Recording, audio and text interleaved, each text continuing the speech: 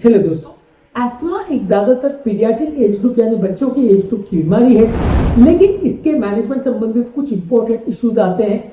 आज हम इस पर बात करेंगे कि बच्चों में होने वाले एस्मा में क्या इंपॉर्टेंट प्रॉब्लम्स है और क्या उसके व्यवहारिक या सिंपल सॉल्यूशंस है, उस पर डिस्कशन करेंगे। क्योंकि एस्मा है तो ज्यादातर बच्चों की बीमारी, लेकिन बच्चों में किसी भी बीमारी को मैनेज करना और उनसे चीजें करवा पाना और चीजों को मैनेज प्रॉपर्ली करवा पाना अपने आप में काफी मुश्किल इशू होता है। ज्यादातर लोग इसे मैनेज करने में बड़ा परेशान होते हैं।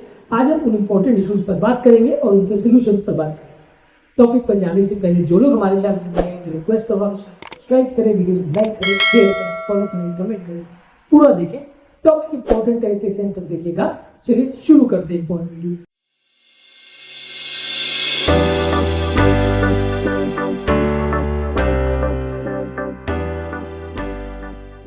सबसे पहले किसी भी बच्चे को कोई भी दवा कंटिन्यूसली देने के लिए विवश करना बड़ा मुश्किल होता है। बच्चों को दवाई की इंपॉर्टेंस समझाना और दवा कंटिन्यूसली वो लेते रहे, उसे मॉनिटरिंग करना बड़ा मुश्किल है। बच्चों की कंटिन्यूस रूटीन आप बना लीजिए, ताकि जैसे मील के बाद को दवा लेनी है या सोने से पहले दवा लेनी है या जो भी टाइम आपने फिक्स कर लिया, उसके लिए प्रॉपर अलार्म सेट करिए, उसको प्रॉपर मॉनिटर और मेंटेन करिए, नहीं तो आपको दिक्कत आएगी। इसके अलावा बच्चों को आपको प्रॉपर समझाना पड़ेगा, भले बच्चा छोटा भी हो तो भी उसको इनहेलर्स की इंपॉर्टेंस समझानी पड़ेगी और उसको कैसे तो भी करके आपको समझाना पड़ेगा कि इस चीज को इग्नोर ना करे और प्रॉपर्ली ध्यान देता रहे। अगर बच्चा कोऑपरेटिव है तो बहुत अच्छी बात है, नहीं भी है तो भी आपको कैसे तो भी करके उसको कोऑपरेशन करना पड़ेगा। बच्चों में थोड़ा मुश्किल जरूर है। इसके अलावा आप रिमाइंडर्स, अलार्म्स, ये सारी चीजों का प्रयोग कर सकते हैं ताकि बच्चों को रिमाइंडर मिलता रहे।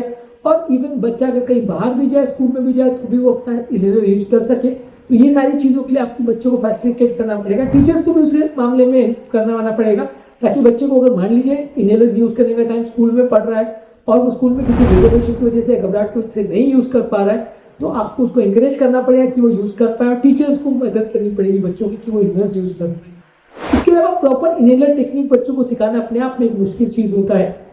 बच्चे कई बार इनहेलर प्रॉपरली यूज नहीं कर पाते हैं और जैसे ब्रेथ होल्ड करना है, एक्सेल करना है, ये सारी चीजें मुश्किल होती है उनके लिए।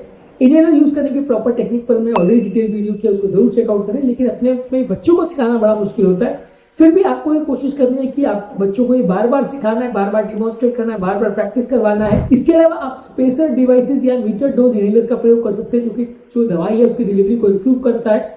और ओवरऑल टेक्निक को जैसे जैसे बच्चा ग्रो होता है उसको बार बार रेगुलरली चेक करते रहे, ताकि वो गलत टेक्निक को फॉलो नहीं करे और यदि सही टेक्निक फॉलो कर रहे हैं उसको इंकरेज करे, किसी टेक्निक को फॉलो करता रहे कि दवाई प्रॉपर यूज हो पाए और उसका प्रॉपर इफेक्ट आ पाए।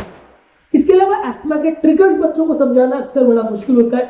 अलग अलग बच्चों में अलग अलग एस्थमा के ट्रिगर्स हो सकते हैं। किसी में एलर्जन हो सकता है, किसी में स्मोक हो सकता है, किसी में ठंडी हवा हो सकती है, किसी में एक्सरसाइज की वजह से हो सकता है। बच्चों के ट्रिगर्स को आइडेंटिफाई करना और उनसे वो ट्रिगर्स को दूर रखना या बच्चों को उसके एक्सपोजर से बचाना, ये भी एक इंपॉर्टेंट चीज है। यदि आप इस पर फोकस नहीं करते तो कई बार बच्चे ट्रिगर से बच नहीं पाते या खुद को बचा नहीं पाते और एस्थमा बढ़ता जाता है। इसलिए ये ट्रिगर्स का महत्व समझना और बच्चों को उससे दूर रखना, ये भी इंपॉर्टेंट चीज है। बच्चों के केस में ये और ज्यादा मुश्किल होता है। इसके अलावा एस्थमा के लिए प्रॉपर एक्शन प्लान डेवलप होना जरूरी है।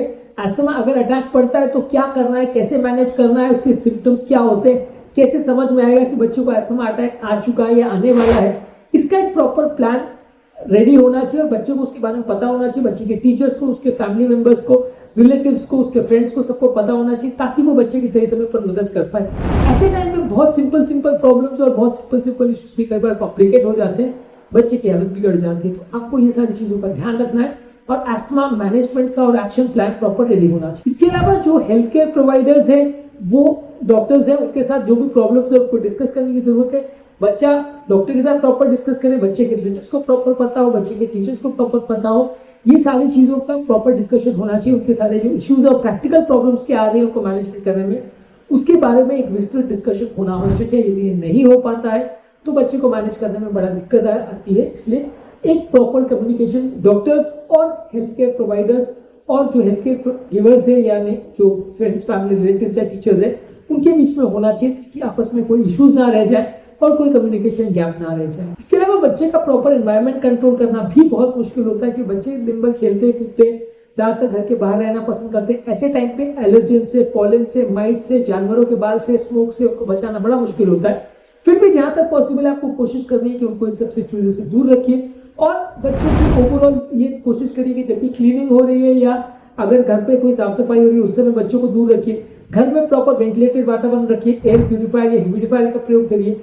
ये सारी चीजें करने से घर का वातावरण थोड़ा बेटर होता है और खराब या दूषित हवा या एलर्जन से उसका एक्सपोजर कम होता है, तो अस्थमा के अटैक्स होने का चांस थोड़ा कम हो जाता है। इसके अलावा कई बार बच्चों के साथ कुछ साइकोलॉजिकल प्रॉब्लम्स भी हो जाती है, क्योंकि कई बार उनके फ्रेंड्स हैं या उसके टीचर्स हैं या कई बार अलग अलग लोग उनको कुछ अब्यूज करते हैं या नीचा दिखाने की कोशिश करते हैं, तो बच्चे कई बार डिप्रेशन में भी चले जाते हैं, अपने आप को दूसरों से अनकंफर्टेबल या हीन समझने की कोशिश करते हैं।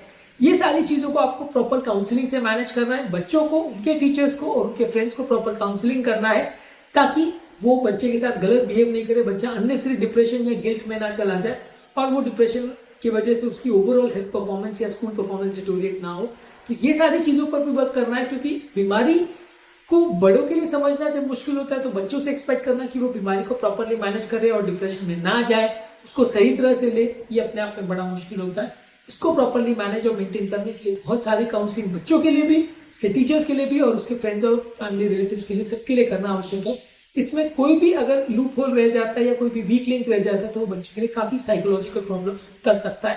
एक शरारती बच्चा भी जो अगर अपने पेशेंट को बार बार अब्यूज करता है या उसको डांटता है, निपटता है, तो नीचे दिखाता है, वो बच्चे को पूरी तरह से डिप्रेशन में भेज सकता है।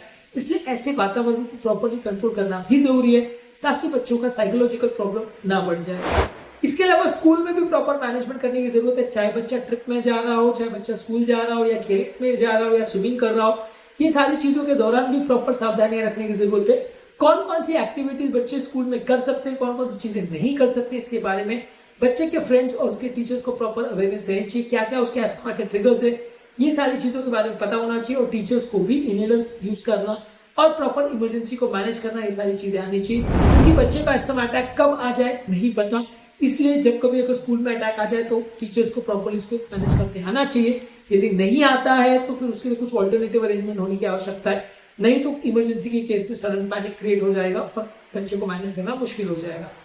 इसके अलावा रेगुलर मॉनिटरिंग करने की बच्चों में बड़ी जरूरत होती है, लेकिन करना बड़ा मुश्किल होता है। बच्चों को कई बार हॉस्पिटल लाना, उनकी कंडीशन और बड़े बड़े जो फ्लोमीटर्स वगैरह होते हैं उसमें कंडीशन अस्थमा की चेक करना मुश्किल होता है। उस मामले में कोऑपरेशन बच्चों से अचीव करना, पर फिर भी जैसे तो भी डॉक्टर्स को बच्चों को उस मामले में कोऑपरेटिव बना के वो टेस्ट बार बार करने की आवश्यकता है, ये देखने के लिए कि बच्चे की कंडीशन सुधर रही है, बिगड़ रही है और दवाओं में कुछ चेंजेस करने की आवश्यकता तो नहीं है, दवाओं के डोजेस को चेंज करने की आवश्यकता तो नहीं है। बच्चे की ओवरऑल कंडीशन में कोई बिगाड़ अगर हो रहा है तो ज्यादा अग्रेसिव आपको जाने की आवश्यकता हो सकती है। इसके लिए बच्चों की रेगुलर मॉनिटरिंग जरूरी है। बच्चों में ये भी एक इंपॉर्टेंट इशू होता है। इसके अलावा बच्चों का प्रॉपर डाइट, एक्सरसाइज और स्लीप, ये सारी चीजें भी अस्थमा को इन्फ्लुएंस कर सकती है। ये सारी चीजों को बच्चों में मेंटेन करना वैसे ही मुश्किल होता है। बच्चे वैसे भी किसी की डाइट में ज्यादा सुनना नहीं चाहते हैं, फिजिकल एक्टिविटी के मामले में भी वो उतने एडवांस या उतने सजग नहीं रहते हैं और अपनी एक्टिविटीज को भी उतना चेंज करना नहीं चाहते हैं, कई बार स्टबर्न भी होते हैं।